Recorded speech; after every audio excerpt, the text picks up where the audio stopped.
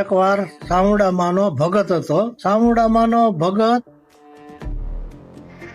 દીકરીના લગ્ન હતા તે કરિયાવર બધો ખરીદી દો અને ગાડું લઈને આવતો હતો બધારો.